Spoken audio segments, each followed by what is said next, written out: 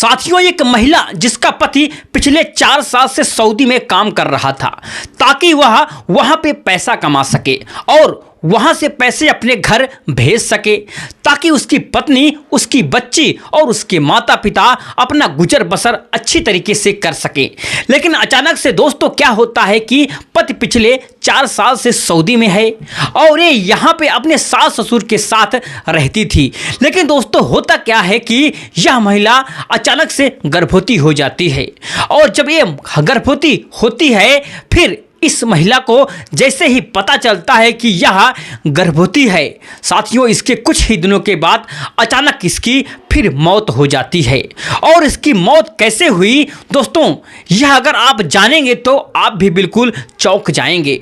दोस्तों आज की यह कहानी से हम यही जानेंगे कि आखिर यह महिला मरी कैसे और इसे गर्भवती किया तो आखिरकार किसने, क्योंकि इसका जो पति है पिछले 4 सालों से सऊदी में काम कर रहा था।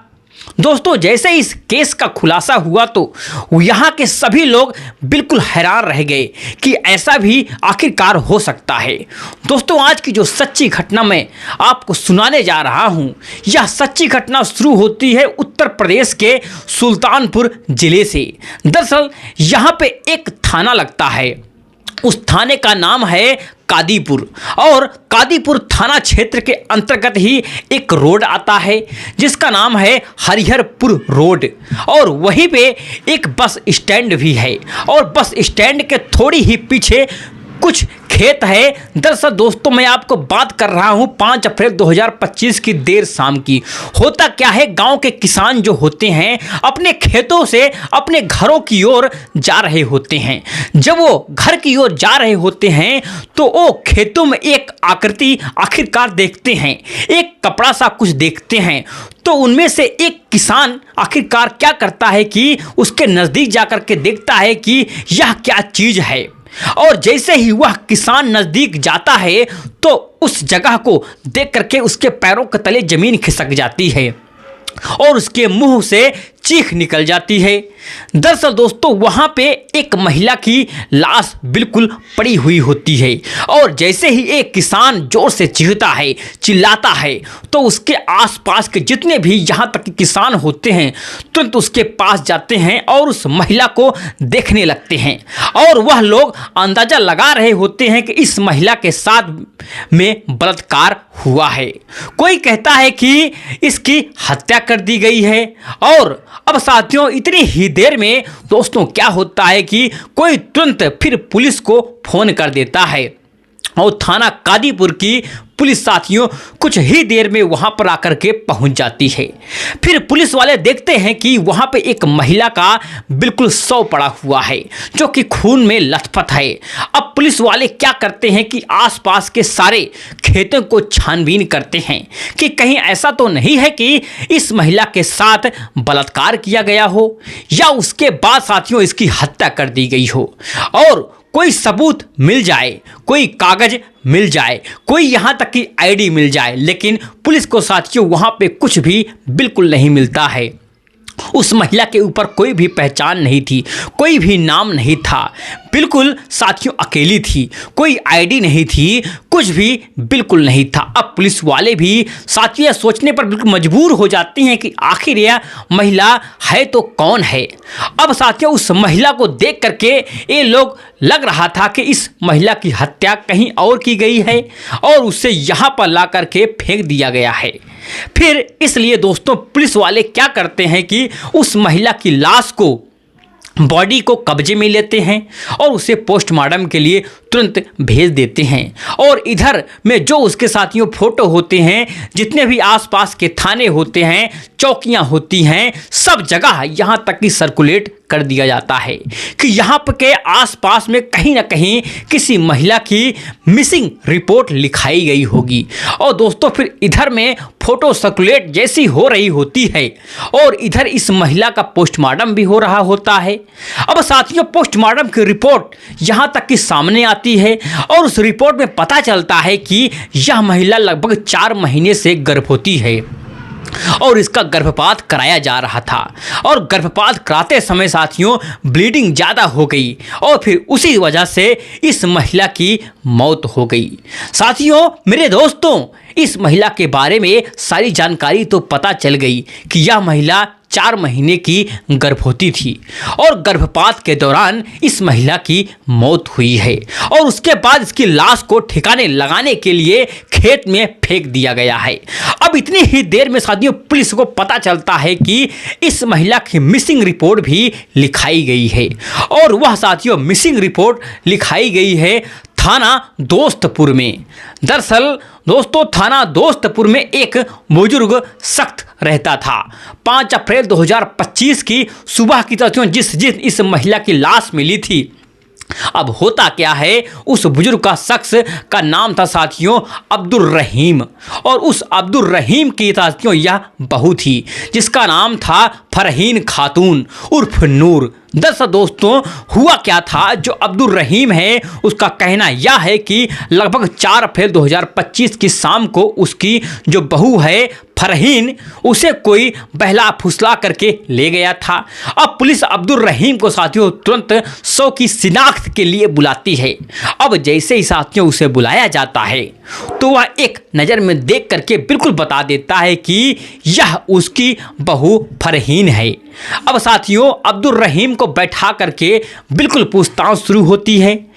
अब यहाँ कही गई थी किसके संपर्क था, तुम्हारा बेटा कहाँ है। तब अब्दुल रहीम शुरू से लेकर साथियों आखिरी तक पूरी कहानी सुनाता है।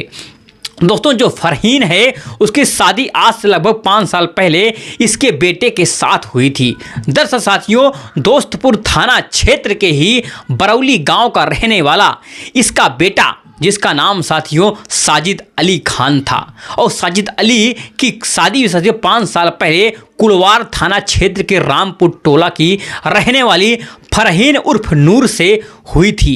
इन दोनों की एक 4 साल की बेटी थी। शादी के 1 साल के बाद ही जो साजिद है वो पैसे कमाने के लिए दुबई चला गया और वहाँ पर जाकर साथियों मार्मिट की दुकान में काम करने लगा। वही साथियों पैसे कमाकर घर भेजता और सब कुछ बिल्कुल ठीक ठाक से आखिरकार चल रहा था। लेकिन अचानक से 4 अप्रैल 2025 की शाम को इसकी जो बहू है फरहीन वो अपनी 4 साल की बेटी को घर पर छोड़ करके अचानक गायब हो जाती है।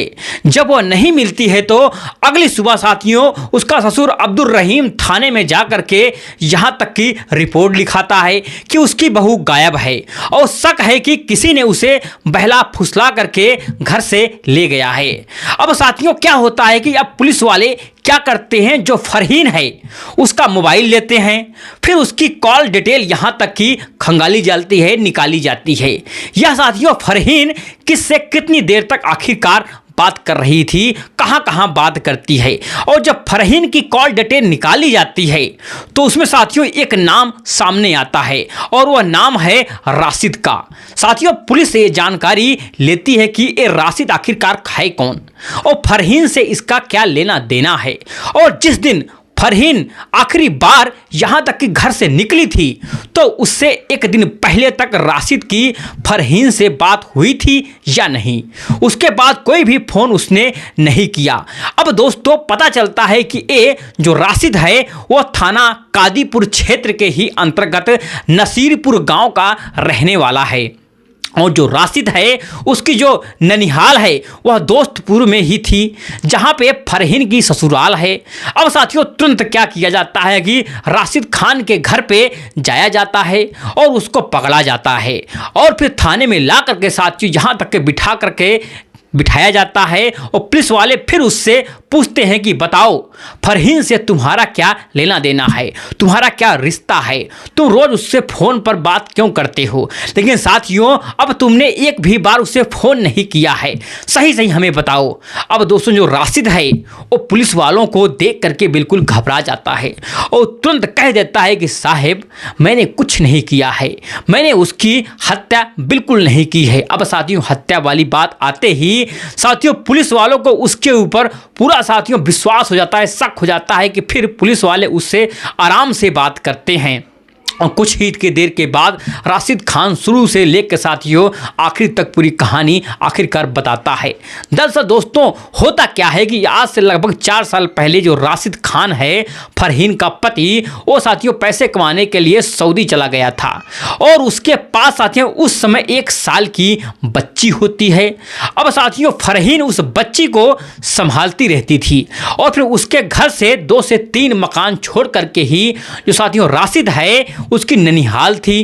जो 4 साल पहले जब राशिद अपनी ननिहाल आया हुआ था तभी फरहीन और राशिद की नज़रें मिलती हैं तो दोनों के साथियों बीच बातचीत यहाँ भी शुरू होती है और धीरे धीरे दोस्तों फिर दोस्ती भी हो जाती है। दोस्ती के बाद इन दोनों का दोस्तियों फिर प्रेम प्रसंग शुरू हो जाता है और जब भी यहाँ तक कि मौका मिलता है राशिद चुपके से फरहीन के घर चला जाता था और उससे संबंध बनाता था। यहाँ तक कि शुरुआत में वह प्रोटेक्शन इस्तेमाल करता था, लेकिन धीरे धीरे जब इनका साथियों रिश्ता गहरा हो गया तो इन्होंने प्रोटेक्शन इस्तेमाल करना बिल्कुल बंद कर दिया। इसके बाद क्या होता है, अचानक से राशिद को साथियों पता चलता है कि फरहीन 4 महीने की प्रेग्नेंट है, गर्भवती है। अब दोनों साथियों परेशान हो जाते हैं, फरहीन भी डर जाती है और राशिद भी। फिर दोनों साथियों मिल करके तय करते हैं कि बच्चे को गिरा दिया जाए।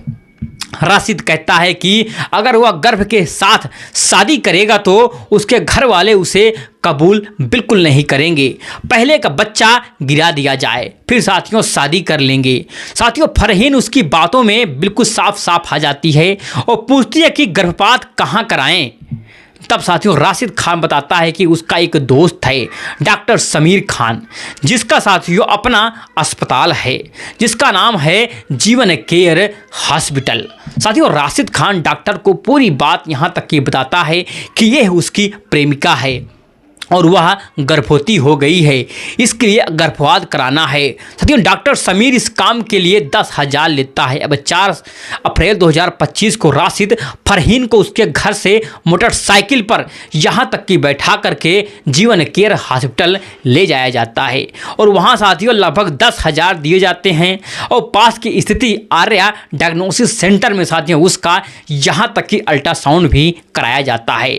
फिर इसके बाद डॉक्टर और साथियों स्टाफ मिल करके गर्भपात शुरू करते हैं, लेकिन साथियों प्रक्रिया के दौरान फरहीन को भारी ब्लीडिंग शुरू हो जाती है और ब्लीडिंग इतनी ज़्यादा हो जाती है कि कुछ ही देर में उसकी सांसें यहाँ तक कि रुक जाती हैं।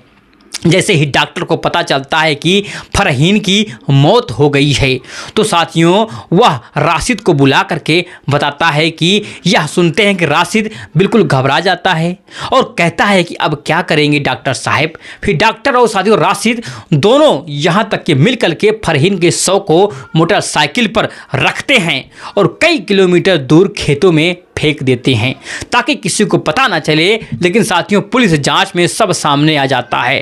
राशिद, डॉक्टर समीर और उस डायग्नोसिस सेंटर के मालिक को साथियों गिरफ्तार कर लिया जाता है। फिर अस्पताल सील दोस्तों यहाँ तक कि कर दिया जाता है और सभी के खिलाफ यहाँ तक कि सख्त कानूनी कार्रवाई भी शुरू हो जाती है। साथियों उधर जब फरहीन के घर वालों को पता चलता है कि वह लगभग 4 महीने की गर्भवती थी, अब साथियों उसकी मौत हो गई है, तो उसके ससुर अब्दुल रहीम और पति साथियों साजिद जो साथियों दुबई सऊदी से तुरंत घर लौट आया था, दोनों सदमे में आ जाते हैं। साजिद के लिए साथियों यह बात सहना बहुत ही मुश्किल हो जाता है और वह फिर विदेश रह करके परिवार के लिए मेहनत कर रहा था और यहाँ उसकी पत्नी किसी और के साथ संबंध बना रही थी। दोस्तों इस कहानी का सुनाने का मकसद आपको परेशान करना नहीं था, बल्कि यह बताना है कि गलत फैसलों का अंजाम कितना आखिरकार भयानक हो सकता है। तो आपको यह कहानी कैसी लगी? अगर आपको अच्छी लगी है तो वीडियो को लाइक, चैनल को सब्सक्राइब करना ना भूलिए। चलिए मिलते हैं नेक्स्ट वीडियो में एक नई कहानी और घटना के साथ। तब तक के लिए जय हिंद, जय भारत, जय हिंदुस्तान।